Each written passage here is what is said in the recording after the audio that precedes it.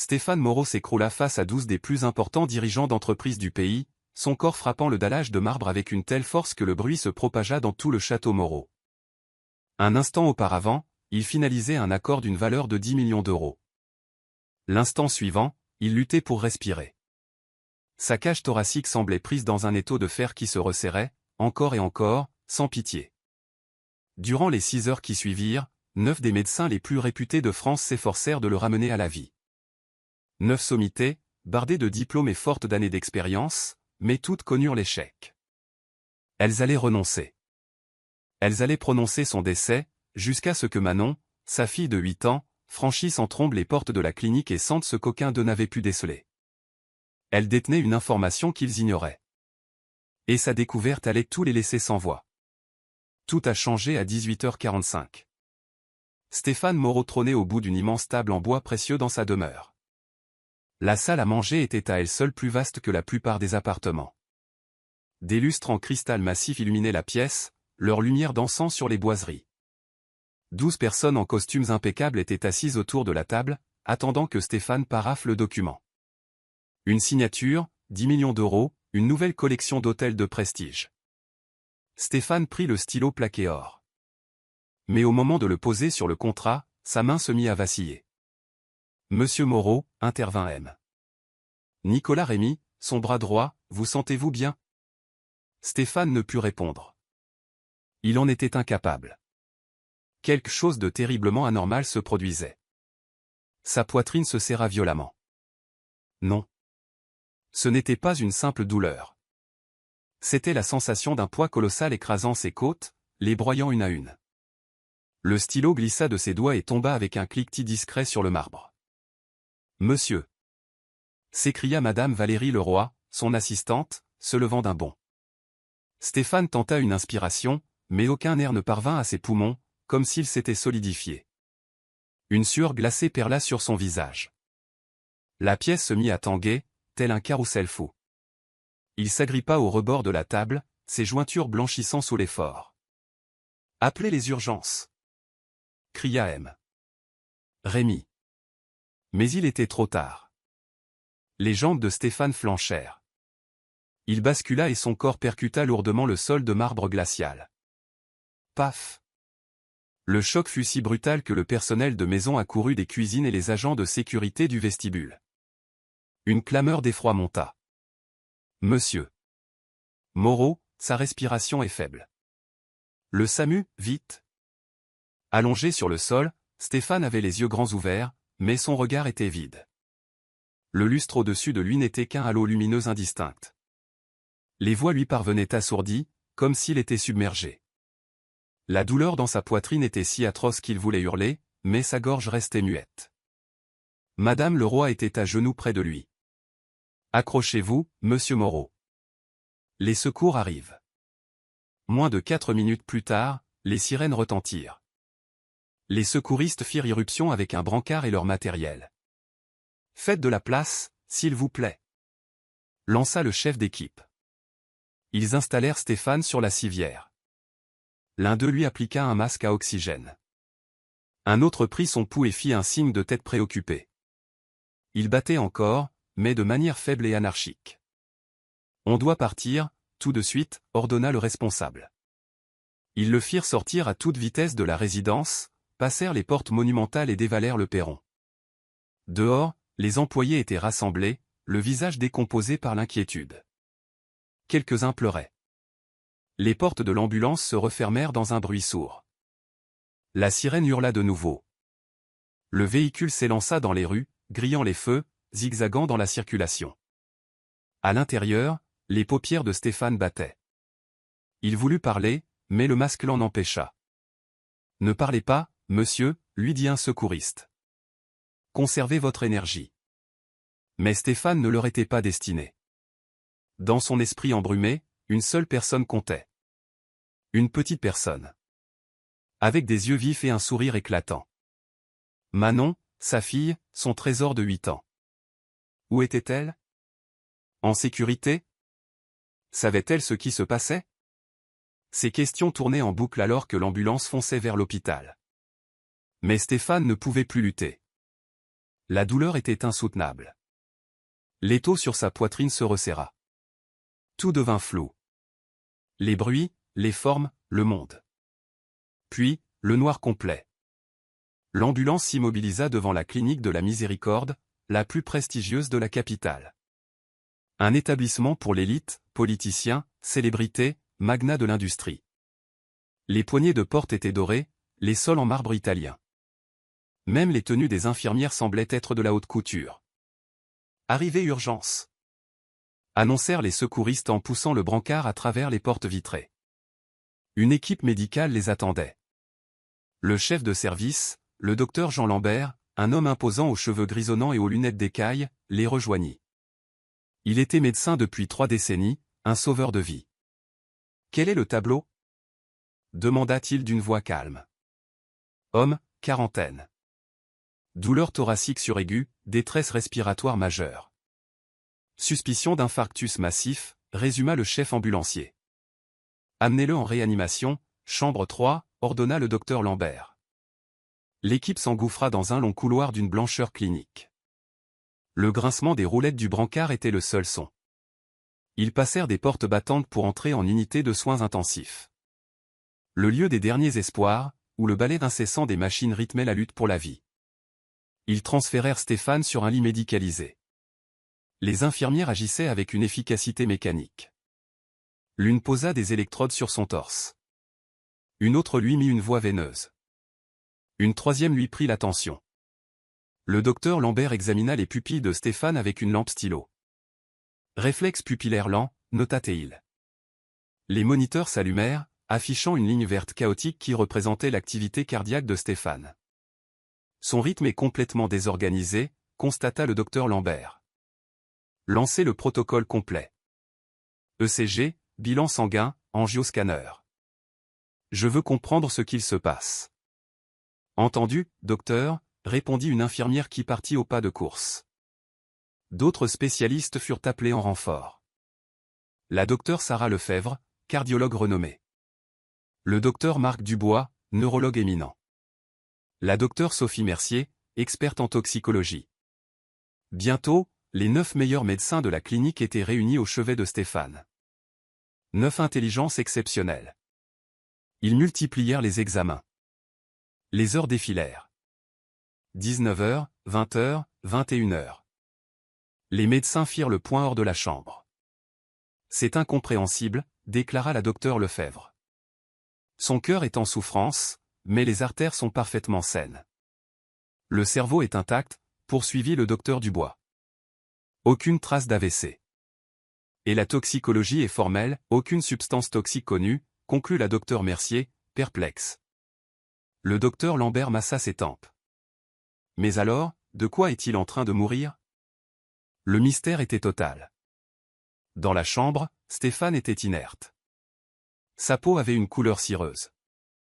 Le son des machines se faisait plus lent, plus faible. Les chiffres sur les écrans baissaient. Son cœur ralentissait. Sa pression chutait. On va le perdre, chuchota une infirmière. Le docteur Lambert retourna près du lit. Il contemplait cet homme qui se mourait sous ses yeux sans qu'il ne puisse rien y faire. Recommencez tous les examens, lança-t-il. Docteur, c'est inutile, nous avons déjà. Tenta la docteure Lefebvre. J'ai dit, recommencer, insista le docteur Lambert, la mâchoire serrée. Les résultats furent les mêmes. Le néant. Aucune explication.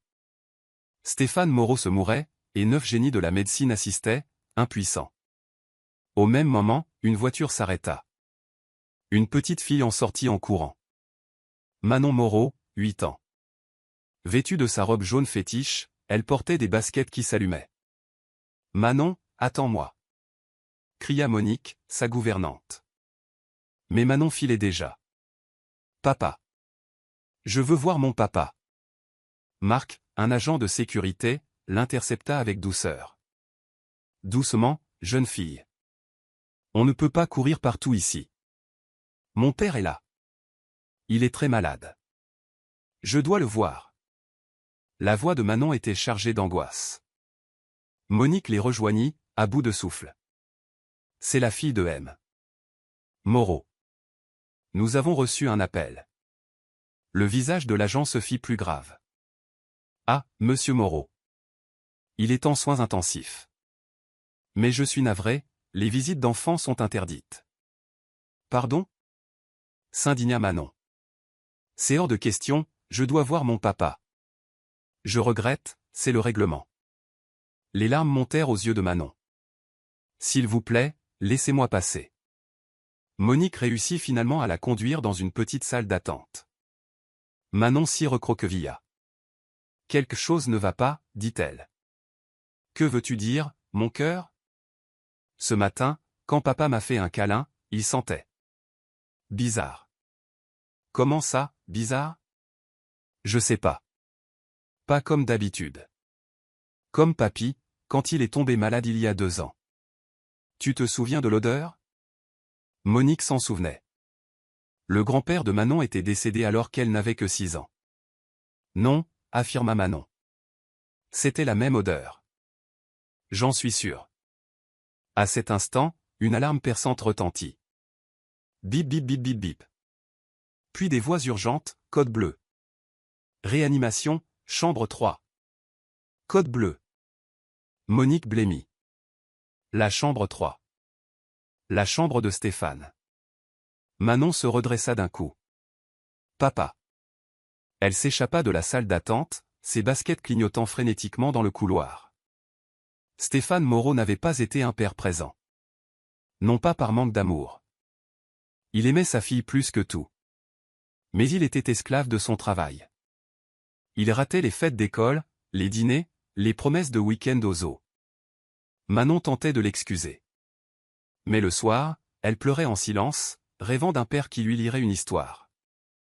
Ce matin-là, quand Stéphane était apparu, déjà en costume, le visage de Manon s'était illuminé. « Papa. »« Bonjour, ma chérie », avait-il dit en l'embrassant sur le front. C'est là qu'elle avait perçu cette odeur. Indéfinissable. Ni parfum, ni savon. Un mélange d'amertume et de douceur, comme une épice médicinale. « Tu sens drôlement, papa », lui avait-elle dit. Il avait ri. C'est sûrement mon nouveau baume après rasage. Il l'avait enlacé une dernière fois. L'odeur était plus nette. Identique à celle de papy. Juste avant sa maladie. Juste avant sa mort. Papa. Avait-elle commencé? Mais il était déjà au téléphone. Maintenant, Manon courait à perdre haleine. Elle arriva devant l'unité de soins intensifs. Marc, le vigile, lui barra la route. Halte là, petite. Mais Manon fonça. Laissez-moi. C'est mon père. Je le sais. Hurla Manon. C'est grave. Je le sens. C'est cette odeur. L'odeur de ce matin. Comme pour papy. À l'intérieur, le chaos régnait.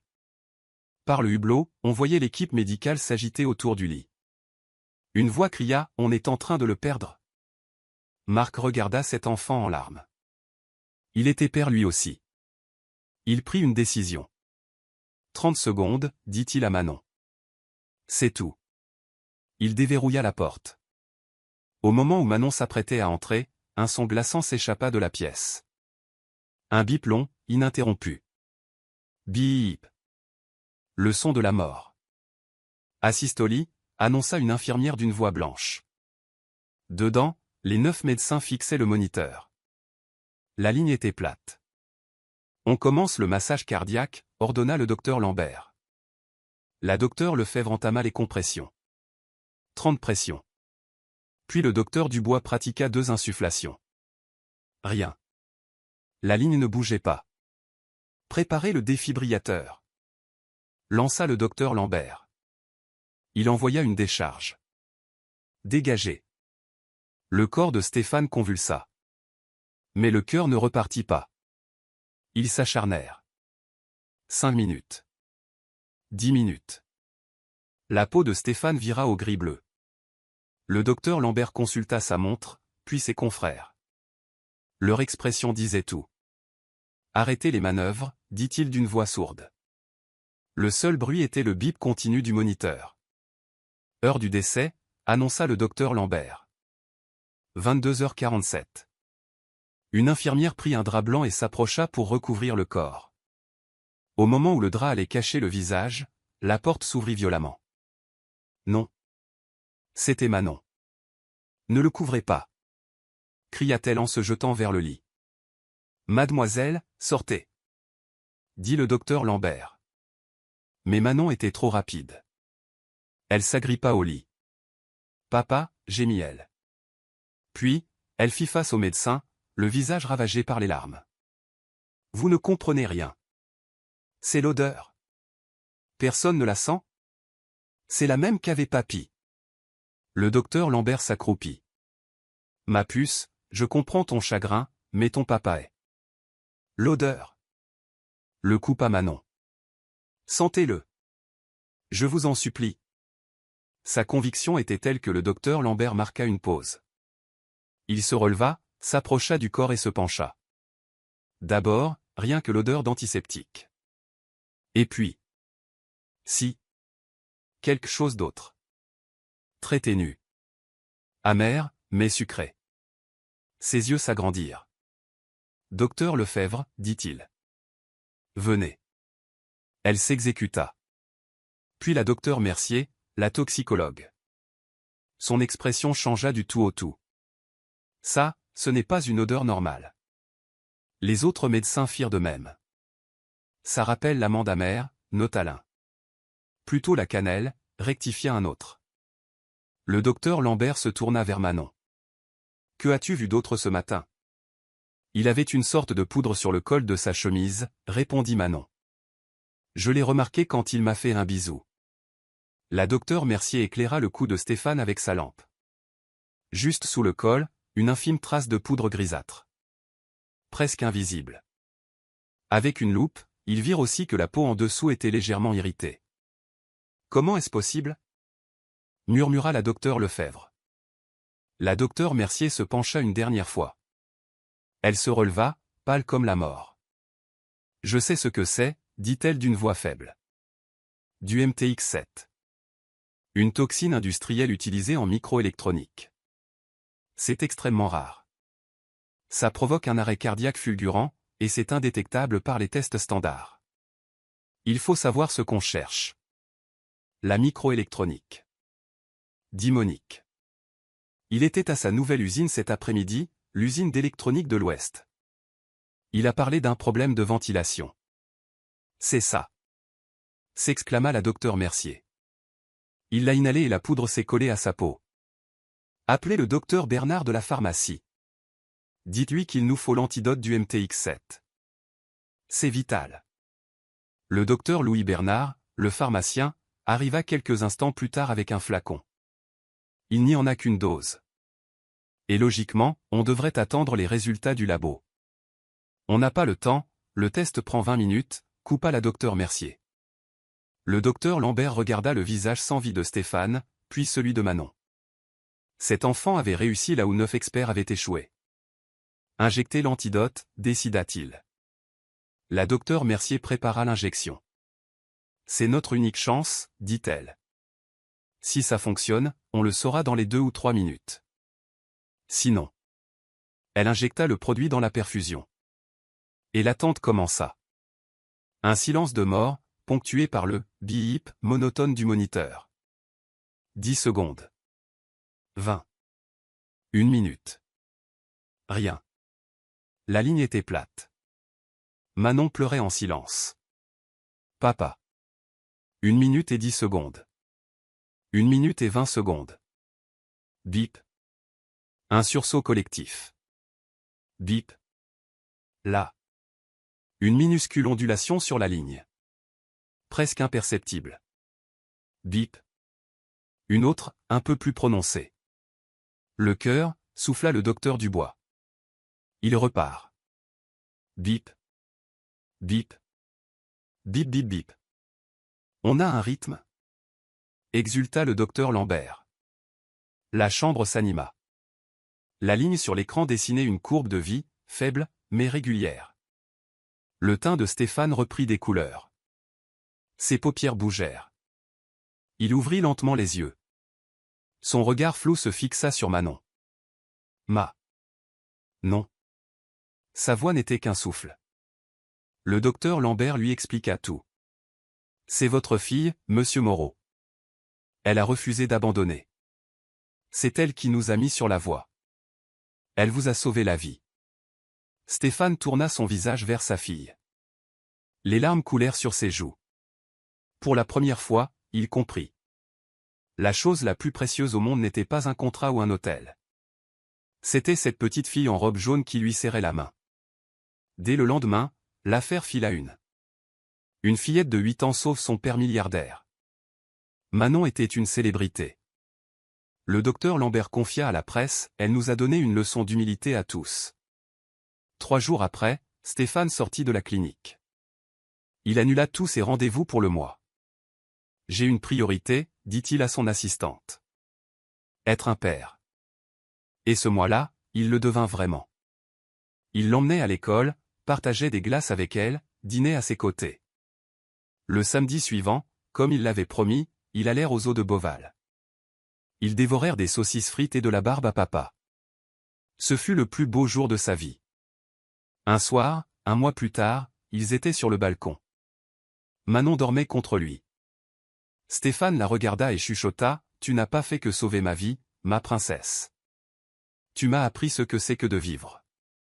Je pensais bâtir un avenir pour toi, mais la seule chose que tu voulais, c'était moi. » Il la serra contre son cœur. Il avait enfin tout compris. Les plus grands héros sont parfois les plus petits. Et le bien le plus précieux n'est pas ce que l'on possède, mais le temps que l'on donne à ceux que l'on aime.